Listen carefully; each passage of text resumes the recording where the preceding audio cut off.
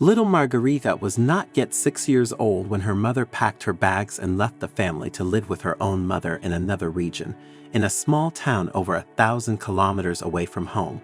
That's what her father always told her whenever she asked him about her mother.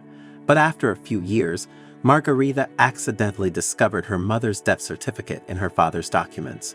Needless to say, the world literally turned upside down in the soul of the little girl. She chose not to inform her father, deciding that he would be better off not knowing to spare him the pain.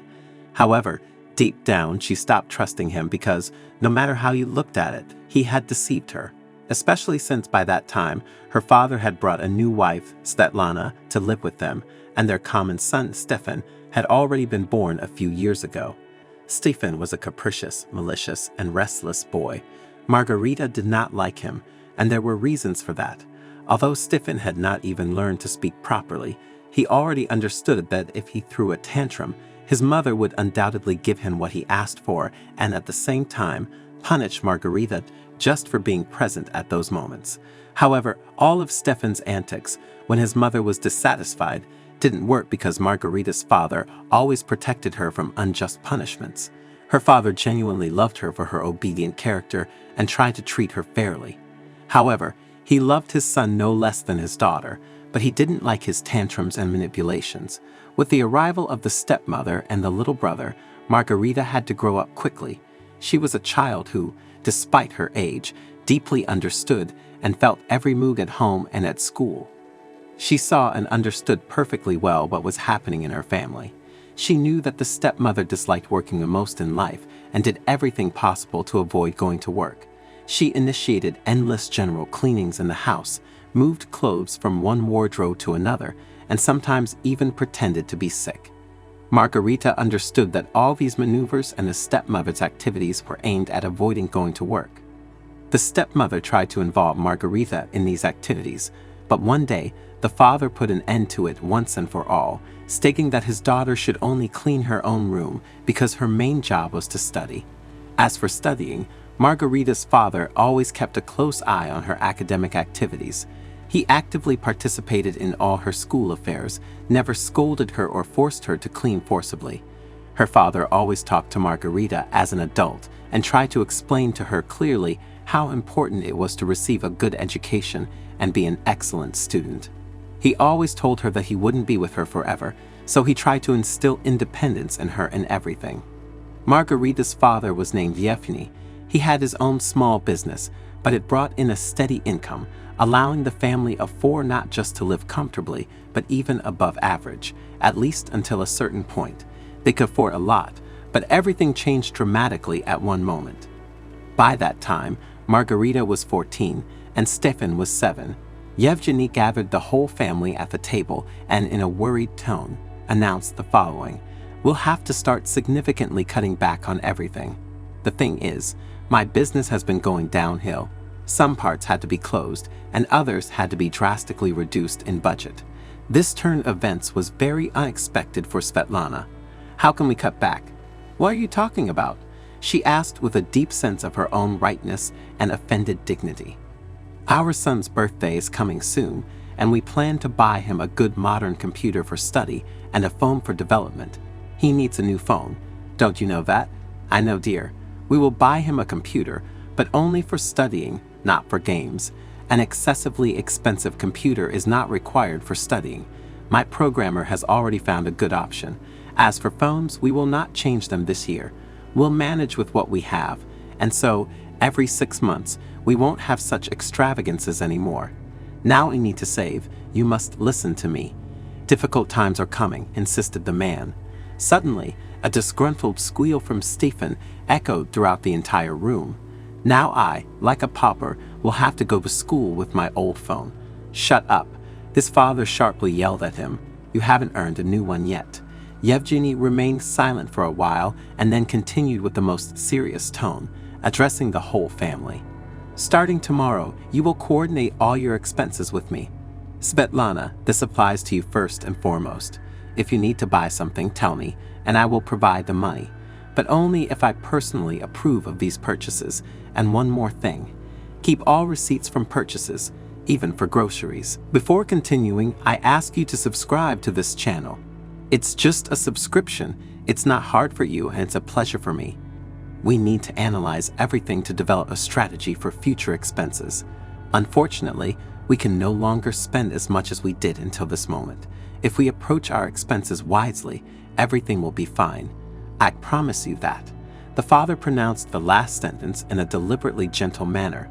Let's, my dear family, understand that there is always a way out of any situation. However, his impassioned monologue made no impression on Svetlana. You want to restrict your own son, even in food? No. Now our expenses for both Stefan and Margarita will be equal. And you, father, he glared sternly at his wife, will be accountable to me for every purchase. No other way, but our son is growing up, and it's important for him to receive good nutrition now. Svetlana continued to resist her husband's will, and Margarita was growing up too, and besides, she was a teenager and it was no joke. Margarita sat silently and listened. She felt that a serious scandal was brewing between them right now, but when her father started talking about her, she couldn't bear it. Dad, can I leave? I need to go to my friend's place to work on a geography project. We were going to do it together, Margarita requested. Of course, go. After a few weeks, an unpleasant situation occurred in the family. Margarita knocked on her father's door. Extreme agitation reflected on her face. Dad, where are my old things? I just searched the entire storage room and found nothing. My old things, which I had already outgrown, were there, and now they're gone. Why do you need them, daughter? You won't wear them anymore. I wanted to give them to a girl. Her apartment burned down in the 10th house, remember? There was a fire the other day. And this girl goes to our school, 3 grades below. Our school announced a collection of things for her. Whoever has something and can give, they ask to bring it.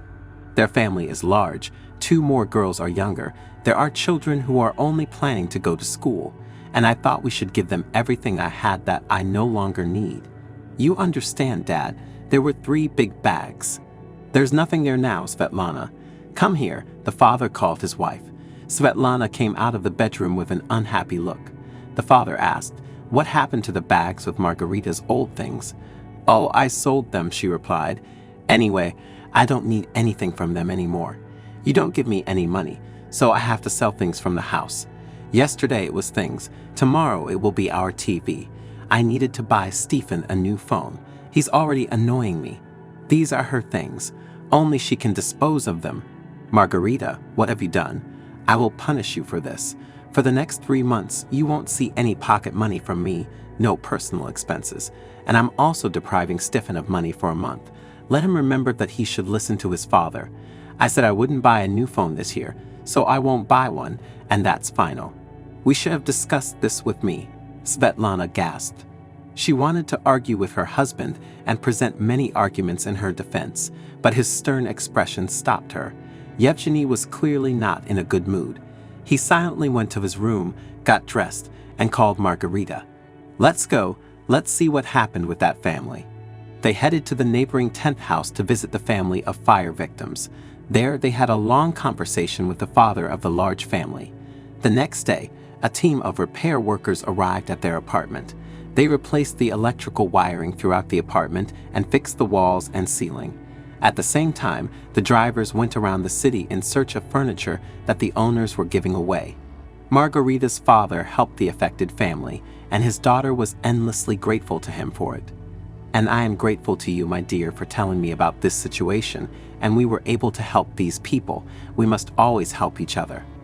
After these events, Svetlana truly began to despise her stepdaughter. She had not liked her before, but endless streams of money pouring onto her from her husband compensated for it.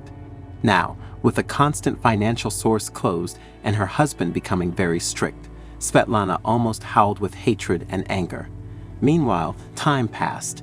Margarita managed to finish school almost as an honor student and enrolled in university to study web design. When she turned 18, her father gave her a small but very cozy studio apartment near the institute. Svetlana, of course, was shocked by this and began to relentlessly nag her husband for such serious expenses, but he reassured her by promising to buy Stephen the same apartment when he turned 18. Margarita moved into her own apartment and began dating her classmates. Her father often visited her to help with household matters. In school, Stephen performed poorly and constantly got into unpleasant situations, causing scandals both at school and at home. Stefan didn't listen to anyone and constantly blamed his father for everything. Meanwhile, Yevgeny eventually just stopped paying attention to his son and wife, ignoring them and spending a long time at work. When he came home, he locked himself in his room. However, he started visiting Margarita more often, staying with her for a long time and frequently complaining to her about his health. One day, Margarita received a call from Yegor, her father's treating doctor, asking her to come urgently. He said that her father was not well. This happened when Margarita, having completed her higher education, was working at an advertising agency. She took leave from work and quickly came to the hospital. It turned out that her father was in intensive care and the prognosis was very bleak. She was in shock when she was told that she needed to say goodbye to her father. She suddenly felt the heat rushing through her body, and her body went numb from the unexpected news. "My dear daddy," Margarita gently pressed against her father, whose face had turned red. "I called you to apologize," the father whispered. "Forgive me for what, daddy? You're a wonderful father. You always helped me in everything. You were my support." Margarita burst into tears. She knew that her father loved her very much, and she loved him in return as much as she could. Yes, life hasn't been as smooth and calm as we would have liked, but the stepmother is to blame for that. She took away my childhood, became a real obstacle to our family happiness. Forgive me for your mother. Eugene's face was distorted with pain. It's because of me that she died, Daddy. I'd known for a long time already that she died. I saw the death certificate in your documents.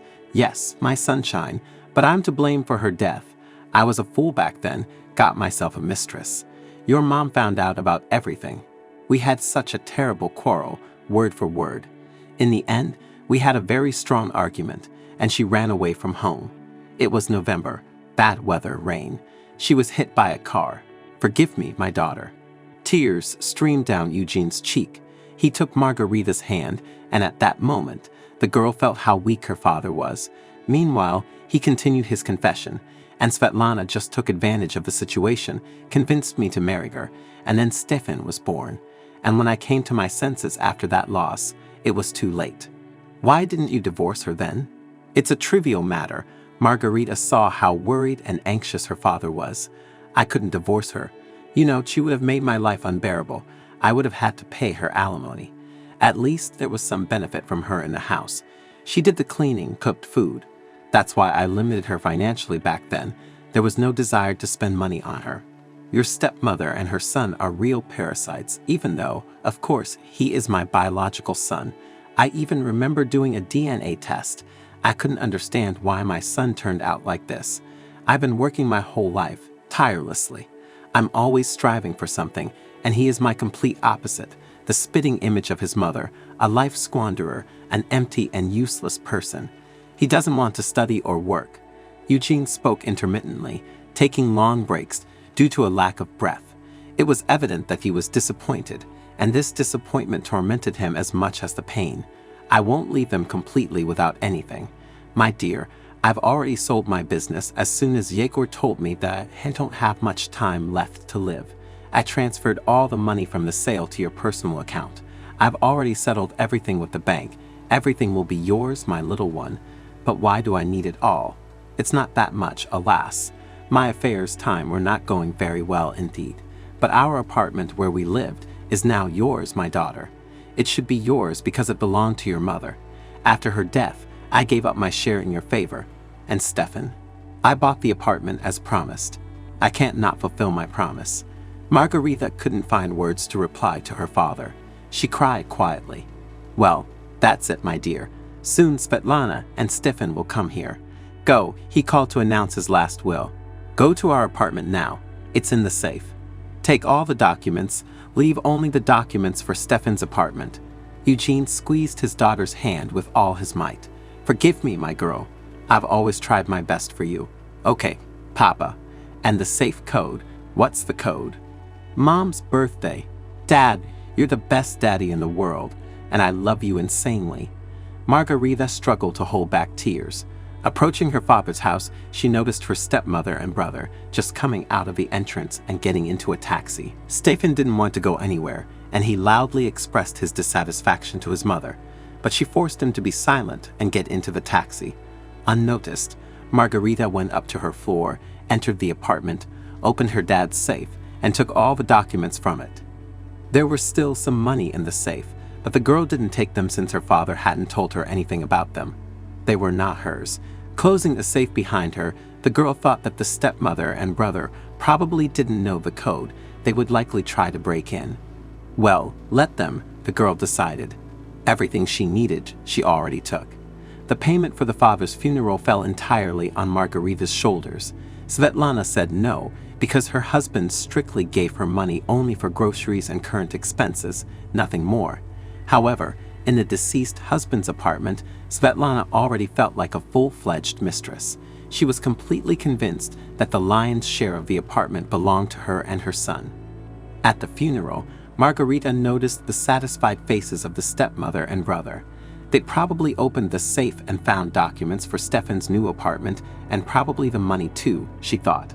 After the funeral, when the guests were leaving the cafe, Svetlana detained her stepdaughter, grabbed her by the hand, and hissed directly in her face. "Keys to our apartment. Give them here, give me the keys." "For what?" Margarita was surprised.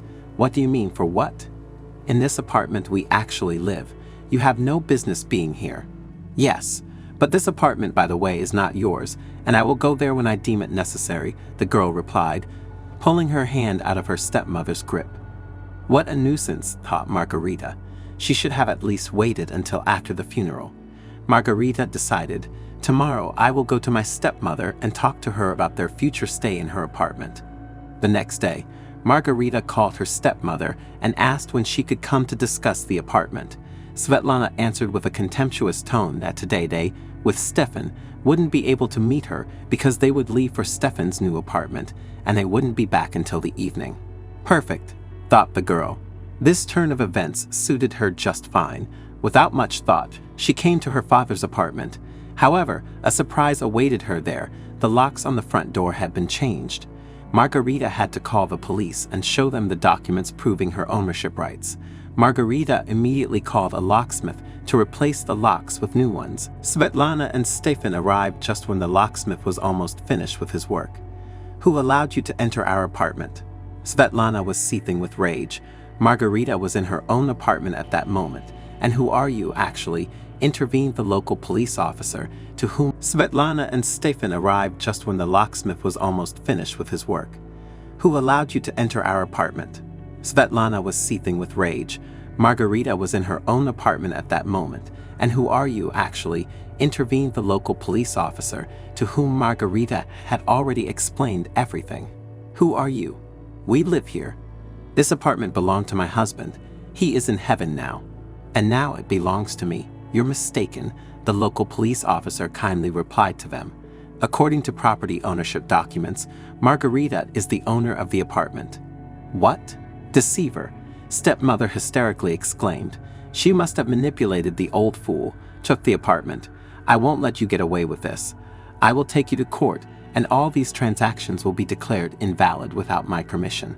He had no right to dispose of the property. His son has just reached the age of majority. You're wrong. Margarita couldn't take it anymore. This apartment was inherited from my mother, so everything is legal. Father nobly gave it up in my favor, and now I am the owner, and you and your brother just lived here. That's how it is. Foolish woman. I told you I would take you to court and take your apartment that he bought for his wife. He made this purchase in marriage, so by law, I have the right to it. Do as you see fit. The property, after all, you jointly acquired. You haven't worked a single day anywhere. All the money you lived on came from the father's side. He earned it. Understand? And now I give you an hour to pack your things and get out of my apartment. And by the way, you have a place to live. Father fulfilled his promise and gave a brand new apartment to Stephen, so live there." Margarita said, "Yes, Margarita. The case speaks," nodded the police officer in agreement. The police officer was very pleased that Svetlana and Stefan would leave the city because the boy had been causing a lot of problems lately. even situations where he was caught stealing expensive jewelry.